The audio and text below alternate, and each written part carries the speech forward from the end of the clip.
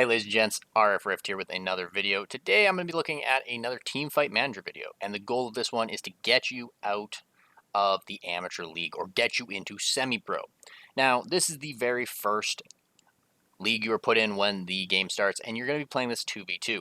But the goal for today is to make sure we can get you through this, because I know I've heard people having some issues with it, because it is a little bit weird. It's the first season you're running, or the first year of the team, and sometimes it's a little bit difficult to get your bearings, as well as being able to get through the drafts and win games. So, without further ado, let's get into this. The first, or the major points that we're going to be looking at today are recruitment recommendations, team comps, and the upgrade priority.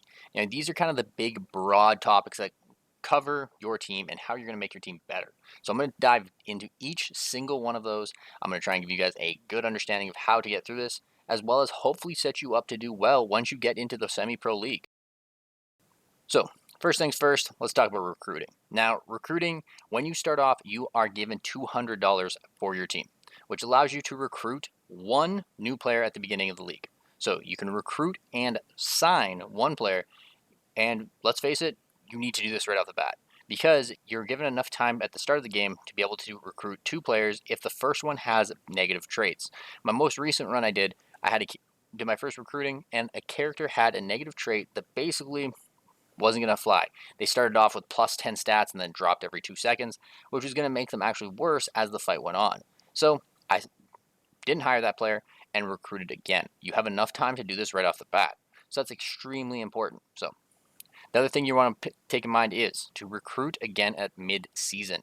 Now, you can do this one of two ways. You can either recruit a normal player, or you can upgrade and possibly get scout, where you can scout a player. These are going to be a player that's a little bit better, usually averaging about 20 in their stats, whether it be attack or defense, and might have one or two traits. If you can do this, if you can feasibly do this, it is a huge boon to your team and helps you guys out no matter what. At that point, you'll be able to just steamroll through anyone just by having higher base stats. You can kind of like monkey brain the draft and just say, all right, cool, I'm going to pick my two favorite characters every time.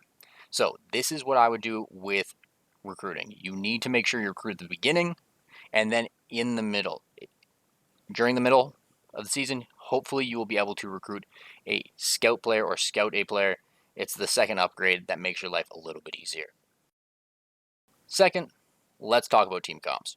Now, it's the first year. It's the first half. What you're going to be looking at is 2v2 brawl comps. If you were someone who's thinking you're going to be picking Shrine Maiden or Priestess, just get out. You're not going to use them. They're not useful right now. What's going to be paying attention to and what you're going to be looking at are Brawl Squad. Now, off the bat, base game, the fighter and swordman will literally beat anything. If you have a character that has any, and I repeat, any understanding or champion mastery of fighter or brawler, use them immediately. Also, use them enough times between these two as well as the swordsman, as well as the knight, you'll be able to unlock the gladiator headset, which will give you bonuses when using warrior champions, which is all you're going to basically be using at the beginning of the game. So with this, here's a couple comparisons of team comps here that work out. Basically, fighter swordsmen, they beat everything. They trump. There's nothing that can beat them. There is a few alterations of this. Swordsman ninja will beat out fighter knight. It's close, but that's because of damage. Early swordsman, like no buff or no nerfs or anything like that, his ult will cut through anyone. This includes the monk bonus, the monk ult with the shield, as well as the knight shield. So, swordsman is super busted for damage. The second half of the season, you are going to get one patch. This patch is going to add 2 units. So you're going to get the Ice Mage as well as the Sniper, and it's not really going to change a whole lot. The Sniper is pretty good as a unit, but when you're running 2v2 brawl comps, she's just not consistent enough damage. Your front line is going to get beat down, and then she's just going to get pounced on, and then your Death Tyrant is going to be staggered, and it's not going to be worth it. So for the most part, just pay attention to your nerfs and buffs. That'll be your big change. If, say, the swordsman and the fighter both get nerfed to oblivion, where they lose a whole bunch of attack damage, the ninja will rise in priority, or the monk will rise in priority. The big thing is making sure that you can look at what gets nerfed, what gets buffed, or what stays the same, because something staying the same actually is kind of a buff when you have such a small champion pool. So this is going to be the big thing here. I wish I could give you more on it, but this is going to be based around what happens on your first patch. If your swordsman gets nerfed into oblivion, start looking at the ninja. The ninja will rise because of how much damage he'll be able to do. If the fighter gets nerfed into oblivion where he has no frontline, look at the monk. The monk heals and provides a shield. It's a little bit better than the fighter depending on when the nerfs hit. Last but not least, talking about the team comps, I made a little bit of a tier list here. I didn't actually make the tier list. Whoever put this online, thank you so much. But here is your tier list to start. This is your first half units where you have the fighter and the swordsman top tier. Actually, I'm going to take a quick second here. Swap those two around. Reason why is because if you're working from left to right, the swordsman is the better unit because of the fact he has so much damage, and at the beginning he is very tanky. Or relatively tanky, right? Fighter, awesome. Ninja is super good, especially if they start picking squishy comps, and this happens after the first set of nerfs. It's going to change up there. And then the knight and the monk, they're both brawlers. They're going to throw down with you. Let's face it. It's 2v2 meta. Let's rock and roll.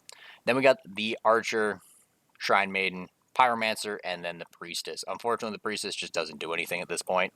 Unless somehow you have a super good frontliner. You get a character who has like 20 mastery in something. She's not going to be useful. She can't really do anything until you get into the 3v3, 4v4 meta.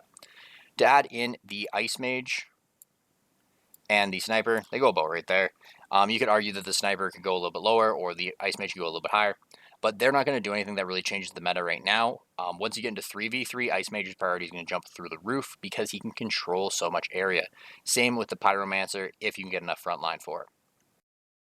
Now let's talk about upgrade priority. Before I jump into upgrade priority, I do want to take a quick second to talk about sponsorships. Now, you get one sponsor at the beginning of the game.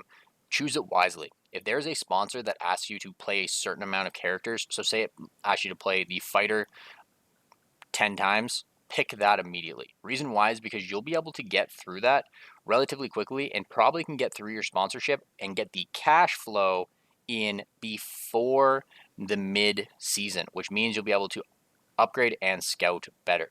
All of these are based on money, but if you, for the most part, if you get a sponsor that says, hey, get top 4 by the end of the regular season or something like that, you won't be able to get all of these upgrades. You'll probably only be able to get the training points and the crafting. You might be able to upgrade your building by the end of the season. So with that being said, this is if you can get a easy sponsor that you can complete before you get to the mid-season. So with that being said, big thing you want to upgrade is training points. Training points makes your characters better. You're going to want to have as many of those as possible, especially getting 4. You can then make sure you can upgrade and learn a whole new champion in 1 week's time. It only takes 4 mastery points, 4 training points to get a new character in 1 week's time.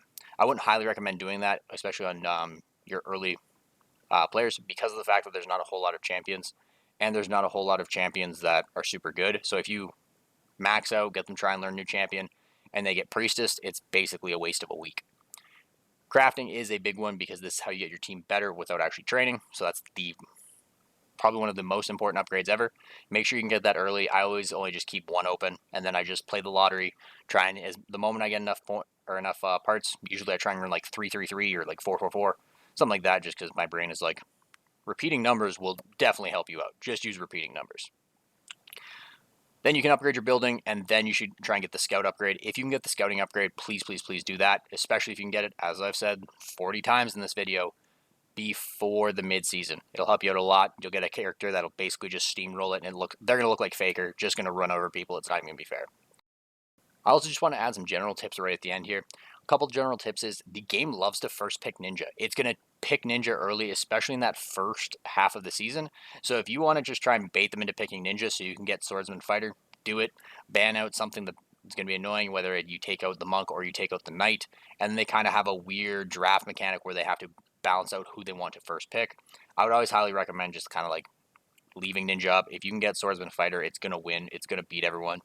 If you have characters, especially if you have characters that have champion mastery, it is super, super good that way.